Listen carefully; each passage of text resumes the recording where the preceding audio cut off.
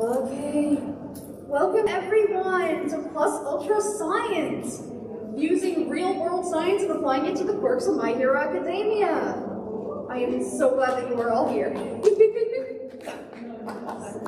So this is my first presentation. This is the first time I've ever done a panel, so I hope you can all be really patient with me. Yes, let us start with who the heck am I?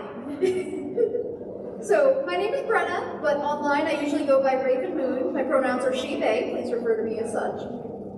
Now, why would I want to use a different name online? One, I was brought up in a time where you were never supposed to use your real name on the internet. And two, I was tired of people getting my name wrong. Autocorrect had just been invented when I started kindergarten. But, in this book, My Hero Academia Ultra Analysis, they have character stats for every character. So I decided to put my own stats. Power, nada. Speed, nada. Technique, wits, okay. Info dumping, absolutely. That is all I'm doing today. This is my excuse to just go off. Biology, my beloved. Applying real science to an anime, now why would you do that? Because science is fun sometimes. Especially when you're not doing it for school. Science is the most fun when you are just doing it for your own curiosity. Newton, fun. Galileo, fun. Aristotle, a philosopher, not a scientist, but he's still a bitch. He knows what he did. So we're going to be talking about all different kinds of quirks tonight, all different types. Wait, quirks of types? Yes, they do. There are mutation quirks, which the person who has it is normally born with it. It's usually a visible physiology change, and it can't be erased by my coworker here, Eraserhead. Hawks is an example of a mutation quirk. He's got those wings, he's probably had them all his life, God help his mother. Transformation quirks. Sometimes they're born with it, sometimes it manifests later on in life, usually around 4 years old. It's some kind of physical change that can be activated and deactivated. They can be erased, which usually ends up like making it putter out and disappear. Tamaki Amajiki is the definition, the poster child of a transformation quirk. If he eats something, his body can change to like manifest it. So if he eats like a pumpkin seed, boom, he can get a pumpkin head or something. And a emitter quirk is usually manifested later on in life. So God help you if you were born with it. They're not usually physically obvious. They can be erased by erasing. So for example, Mr. Compress. He can turn people into marbles. How that works, I have absolutely no idea. But it's anime, so they can do that. Now, there are cases where there are characters who have an emitter quirk, but they still have a body of a mutation quirk. That's because genetics is still genetics, even with superpowers. So someone like Koda, he has an emitter quirk of being able to talk to animals, but he's very obviously inhuman-looking, because he inherited it from his mom, who I'm guessing has a mutation quirk that affects how her body looks. But it's still an emitter quirk that he's labeled with. Now, what does that have to do with this panel? Absolutely nothing! But it's always good to have background knowledge before you do your research. I've written enough science papers to know this. So let's start with our very first character, whose quirk we are going to be analyzing. And it's one that you might not expect. Kinoko, also known as Shimeji. I hope that's how it's pronounced. Wait a minute, that's the wrong mushroom. Blackwood cauliflower shroom, yellow night shroom, enoki shroom, inky cap shroom. That is her quote in Volume 21, Chapter 200, also known as Class 1A versus Class 1B fight. What the heck are all these mushrooms anyway? The blackwood cauliflower mushroom is probably Spiraceus genus. There's a lot of wood mushrooms, a lot of wood cauliflower mushrooms, and just cauliflower mushrooms. There's not a blackwood cauliflower shroom specifically. This particular variety is known for being parasitic. By that I mean that they feed off of plants that are already dying, especially trees, and then they just kind of help them along the process. And because all mushrooms are detrivores, meaning they eat dead stuff, it's a free meal afterwards. They are edible, but they are incredibly hard to clean, because they look like this. It looks like a head of cauliflower, like mixed with brain core. The yellow nitro is Tricholoma equestri. Experts can't agree if it's poisonous or not, because there's literally only one strain of it in the whole world that somehow has become poisonous in France. But it's so tasty that people are just continuing to eat it anyway. It looks like this. It's a very sort of typical, boring looking, looks like it has a pancake for a head. Now here's the enoki mushroom. This one you guys probably at least recognize the name of. It is Femulina voluptas. It is a common culinary mushroom. The wild and the cultivated varieties look incredibly different. The cultivated one is the one that we know it's all stringy and slimy. Meanwhile, the wild ones just kind of look like any other mushroom. And finally, the inky cat mushroom is Coporiosis amatremabibabibab. In my opinion, the coolest mushroom. They're edible, but they become poisonous if you eat them and then immediately drink booze. They look so cool! They look like they're literally dripping. It's awesome. They only do this like right before they die and release all their spores. Also notice something. All these mushrooms, it's like, oh, they're edible, but they also have something really cool, like slightly dangerous. And then there's just the enoki mushroom. I'm pretty sure she was just hungry when she summoned that one. But hold on, what about the one she used on Tokoyami? Homegirl went for the kill. The split-gill mushroom, Scyzophilum commune. Not poisonous, but known to cause lung problems, like sinus colds and allergic reactions. It expands as it absorbs moisture, including while it's being digested. So as he was breathing this in, it was expanding in his lungs. It looks like this. It's very fuzzy. I can't imagine that's pleasant. Yeah, go to Recovery Girl and take some medicine, okay? It's not like there's something just like growing inside of your throat and lungs. It's fine, it's fine. Now, from a sort of less recognized, less loved character to one of 1A's most beloved poster childs, Kaminari Denki. How much voltage does this guy really need to use to take down a villain? One of Denki's ultimate moves is Indiscriminate Shock, 1.3 million volts. The average taser is 50,000 volts. That is not 1 million. Meanwhile, the average fatality range is between 100 volts to 11,000 volts. It wildly varies. While researching this, I found a case of someone who died from only 20 volts and another person who survived 42,000 volts. Meanwhile, the discrepancy between that range and the average taser range is a little The average AED, which you guys probably know is that box that's locked behind a glass case in like the mall or something that you hope you never have to use on someone else to restart their cart, is 3,000 volts. And we know that Denki can change the voltage that he uses because the average phone charger is only 5 to 12 volts. And we see him charge phones. Sir, you know how to do this. So is this gonna bite him in the butt eventually, or what? Absolutely.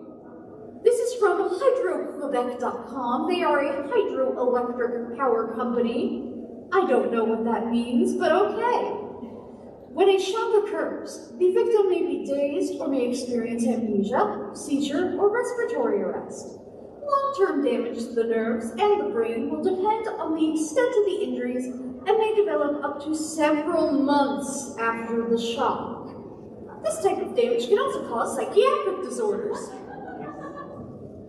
F in the chat for slapstick comic relief characters. This boy has so much ADHD. So from one loud blonde to the original loud blonde, just how much of a threat is Present Mike? Because they tend to, like, at the beginning of the show, they write him off. Even Jiro is like, aren't you just the presenter guy? Like, no one's really taking him seriously until later on. There are two main things you need to know with sound: decibels and hertz. Decibels are how loud something is, the volume, while hertz is the pitch. To break glass, you need 100 decibels. We have seen Present Mike break glass with his voice. To be considered harmful to people is anything above 70 decibels. Over 120 is permanent hearing damage. At 184 decibels, lung and liver damage has been observed in mice. Because obviously they can't do these studies on humans, that would be very bad ethically and morally. It's probably not good for the mice either. But they gotta test sonic weapons somehow. So, science.howstuffworks.com sources Horowitz, who says, humans can only hear sound waves between 20 and 20,000 hertz. But sound waves can still affect us below that threshold, so very low pitches. If you sit in front of a subwoofer with a frequency at 19 hertz, even with the volume turned up to 100 decibels, you still won't hear anything, but you'll feel the vibrations. In fact, at 19 hertz, your eyes start to go all wonky because that happens to be the resonant frequency of the human eyeball.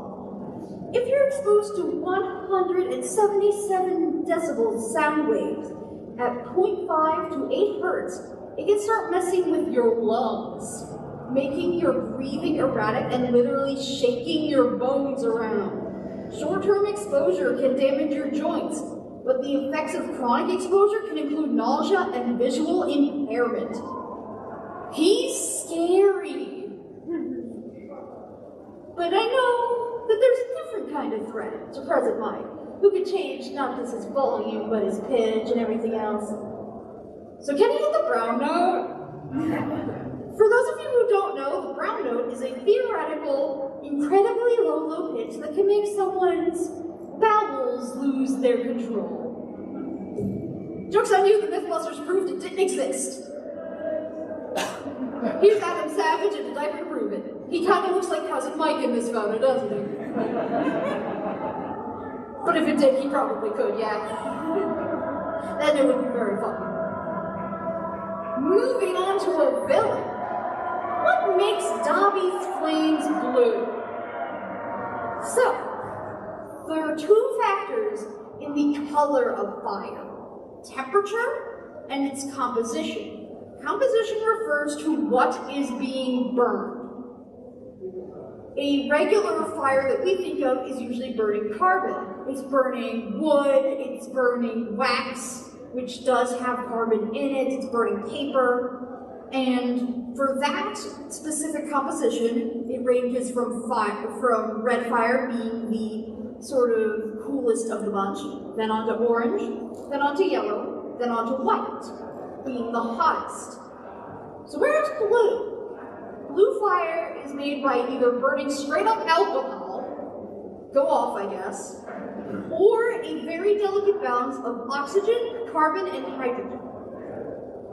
More oxygen means a stronger, hotter fire, but if there's too much oxygen in a fire, it'll just burn itself out, take all of its oxygen supply, eat through it, burn out too quickly.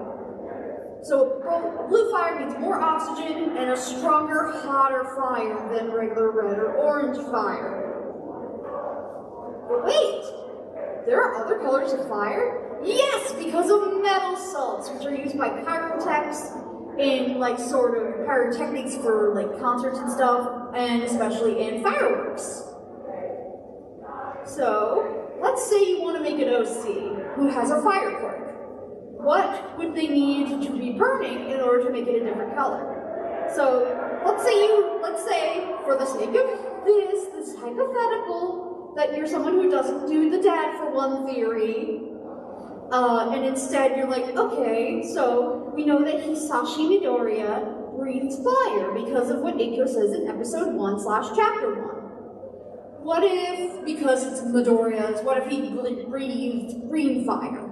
He would have to be burning something along the lines of copper sulfate, pure copper, or boric acid, barium, boron, those types of things.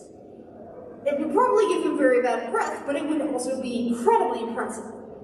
So there are a whole rainbow of flames that you can make a character breathe, just depending on what chemicals you have them burning, breathing, etc., making these fires. So because this is my very first presentation, and I didn't think of a correct link for this, are there any questions? Are there any other characters you want me to go through? Yes! What about Overhaul? So Overhaul, his quirk is that he can basically take apart the atomic structure of anything he touches and then put it back together in a different order or adding different things to it. It works on an atomic level, the very cellular level. So it's kind of like when you have like a petri dish of something and you want to change something about its chemical composition. You can add things, or you can try to take things out, like delicately bouncing. He just gets all in there. And sometimes he just straight up adds himself to the mix. Anyone else? Yes? Do they ever go about like how much how fast he goes, like how much that can definitely screw up someone? Because like there are definitely things where he's like going full speed and stops on a downer. Let me see. This is my goal source for everything. It doesn't list exactly how fast he can go. Like it doesn't give his top speed or anything. But there is such a thing as terminal velocity. Usually it's only referenced when something is falling from a great height. But technically, if you were going too far, even in just a ground level direction, you could still apply. Terminal velocity is the velocity at which you can there is no hope of surviving. So if he hit terminal velocity, either he or whoever he was trying to save or whatever, not making it out of it. That's that whole part of the one Spider-Man movie where he's like, oh, I have to save love interest girl, and he swoops in to get her, and she's already hit terminal velocity, and the rate at which he hits her, it ends up doing the opposite. It doesn't save her, it kills her. It would be kind of the same thing. So he would have to very carefully regulate his speed to not go too fast as to hit that mark. Does anyone else have some quirks they want to go over? Because I have a whole bunch. In fact, my backup one, though I won't have any visuals or anything for you, my backup is 13. The wonderful black hole hero. So 13's whole deal is that they can make black holes out of their fingertips. How that works? Don't know. But what happens when something goes into a black hole? Well, Albert Einstein is the one who did pretty much everything with, hey, I wonder if black holes can do this. And he came up for what he believes is the most probable thing that will happen if something enters a black hole. And to this day, scientists are like, yeah, that's pretty solid, it's probably what happens. And it has the funniest name, spaghettification. If you go into a black hole, it quite literally warps time and space so much that anything that enters it ends up being stretched and spun like thread, finally out more and more and more, until it becomes very long and narrow and thin, like spaghetti. And then it gets dragged in and we don't know what happens to it. probably just gets converted into a different kind of energy, taken apart, all the atoms go apart and then reconnect in a completely different order, spat out somewhere else. Or maybe even in the same place. We don't actually know if there's exits to these things or if it just spits back out where you came from. But we do know that it bends light. Yes? I was actually going to ask about the part if you're completed with 13. I don't want to cut you off. I'm sorry, I got the kind of late, so you might have already talked about it, but I was wondering if you could talk about Dark Shadow. Oh yes, Dark Shadow, I love Dark Shadow. So, Tokoyami and Dark Shadow are something of what we would call a, it's like a... Symbiotic? Yes, thanks, that's the word. Symbiotic relationship. Dark Shadow is sentient, but also is just a shadow that's been given mass.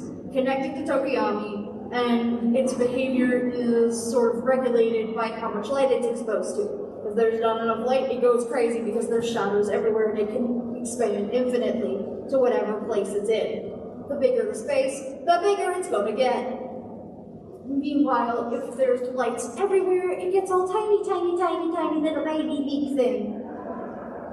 Also, fun note for Tokoyami is that in the School Briefs light novels, they actually specify what kind of bird he is. Oh, really? It's not a raven, it's not a crow, it's not a blackbird. It is something called the common myna bird, which is usually found in like South America and tropical places. And very funnily, the Hawaiian myna bird is slightly more well known because of a certain viral TikTok sensation known as Nuggets the Talking Bird, who is a little pet myna bird, a little pet Hawaiian myna bird, who learned how to talk, he's a pet, and the one thing that he says over and over is, "Hello, my name is Nuggets, and I'm a big fat chicken." And he just says that over and over, and I keep imagining Dark Shadow with baby Tokoyami just repeating over again, "My name is Dark Shadow, and I'm a big fat chicken." It's so cute. Good. Great. Is there anyone else who wants to talk about any other kinds of birds? Oh, you did not go yet. Mine's not really much. It's more about Gang Orca. According to what he looks, it's more about the physics of the body. According to Gang Orca's body, like the fin is like located on the head, and he apparently doesn't have a tail. Do you think that like makes sense for a humanoid orca to be like that? Yeah. I kind of think so, especially for the tail, because you know how the orca used their tail to move around. I believe if it were a humanoid one, their legs are their tail. Yeah, definitely. Do you believe the fin would be on the head and not the back? So the back fin on an orca is kind of just like a steering mechanism. So it doesn't necessarily have to be, the placement isn't so much between a head and a back, because on an orca, a standard orca, there is no real there's no cutoff point that says this is the head, this is the back now.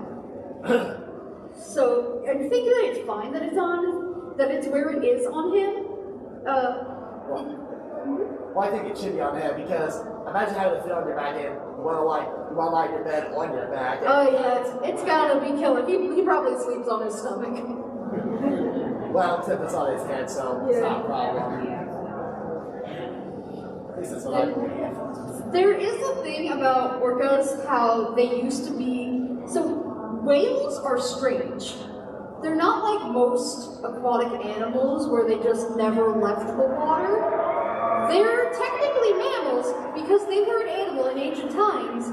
They descended from an animal in ancient times that did leave the water for land and hung out on land for a little bit, was a mammal, had some fun, and then decided, actually, you know what, screw this, I miss the ocean, and went back into the ocean and became a fish again. So their fins, they're like regular flappity fins on their sides, still have finger bones in them. They still have what we call vestigial parts to their body. So for like, we humans have a vestigial tailbone. We don't need it anymore, we don't have a tail. Ojiro's tail is probably what a human tail would look like. Very bad. But we don't need it, we still have it, because we just haven't evolved to the point that we've gotten rid of them yet. And we've decided, they can be kind of useful, whatever, we'll keep them for a little bit. Does anyone else have some quirks they want to... Oh my goodness, so many hands! Yes, Redwood! So, I had a question about Veronica. Yes. I don't know if you talked about her in but, so you know how she can remove the gravity? Yes. And how astronauts on the ISS, when they're in low gravity for a long time, a lot of the blood gets shoved in away from their feet and onto their head. So Yeah. I was wondering if you were like thinking there could be long-term brain damage or heart problems that are caused Absolutely yes. So, there have been studies run on astronauts who come back from long stints in space to Earth, like what happened to their body while they were in space, what happens now that they are back on Earth. There was an astronaut who has a twin brother who stayed on Earth and he was out in space, and they've been comparing the two of them for years. Scott Kelly, that's his name. So there's one thing that they've really noticed, and that is muscle atrophy. Because it's zero gravity, you don't need to use your muscles to lift things as much. Their muscle mass just kind of dimmed away and all, and that led to less bone density. We're all talking about Bone Breaker Deku. Uraraka is not too far behind. So yeah, there's definitely going to be a lot of the repercussions if she does too much low gravity on herself. Luckily, her main gimmick is usually doing zero gravity to other people, and as well as objects, etc. Yes, there was someone else who had their hand up in that area. Yes, behind you. Yes, you. Hi, I was wondering if you thought about Miriam. Miriam? Yeah. Miro's quirk is one that's based more in fantasy than in science. So his whole thing is that he can sort of phase through things, but he can't phase through stuff that isn't him. Like, he can't bring his clothes with him unless it's his suit that's made using his own DNA. But if he gets stuck, he kind of just no-clips out and gets pushed out really, really fast. It's really hilarious. It's mostly based on video game glitches, to be honest. And it's really funny, it's really humorous, but it has a lot of application. Someone punches him in the face? No, they don't. Goes right through him. Someone tries to throw something at him? Nope, goes right through him. There's a locked door? Nope, he goes right through it. Whoops, he lost his socks. Yes.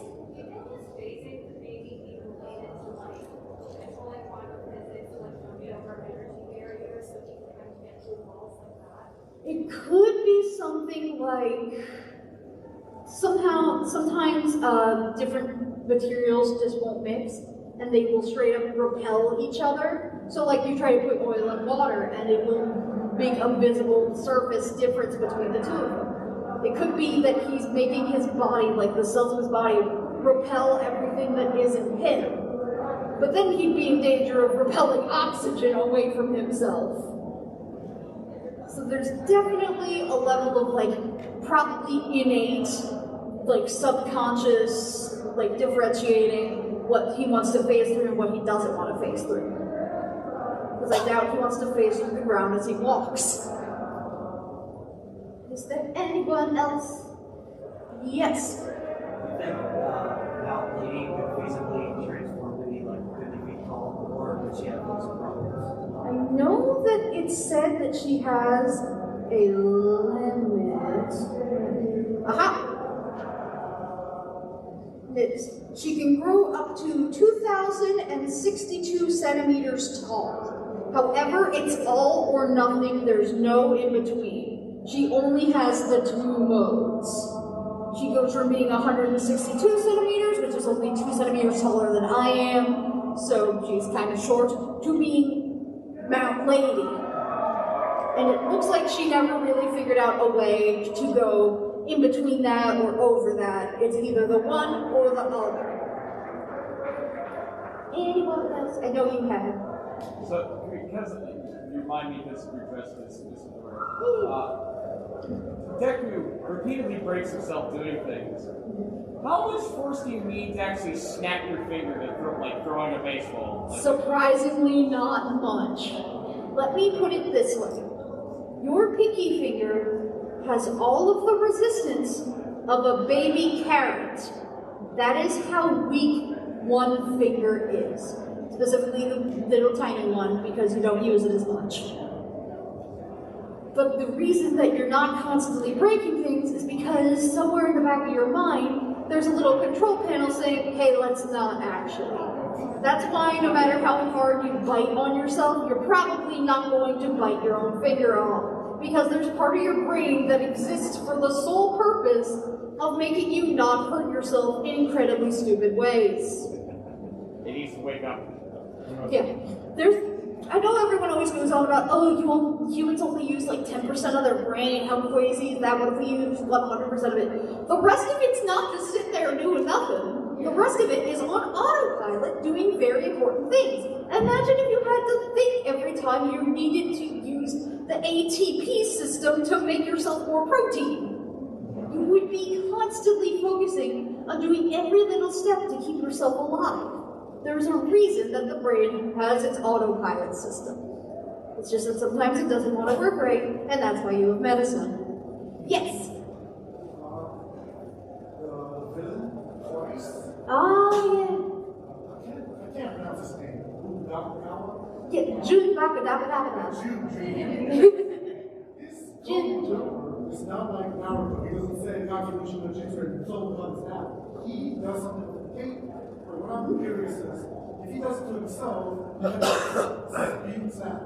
What about the other people? So, for Choice's quirk, he has to be able to he has to know the exact specs of whatever he's copying. That's why he has the measuring tape on his wrist. And it can only be like a certain height and weight. Like, he has limitations. But then he uses that like weird mud that comes out of him, and it proofs another thing.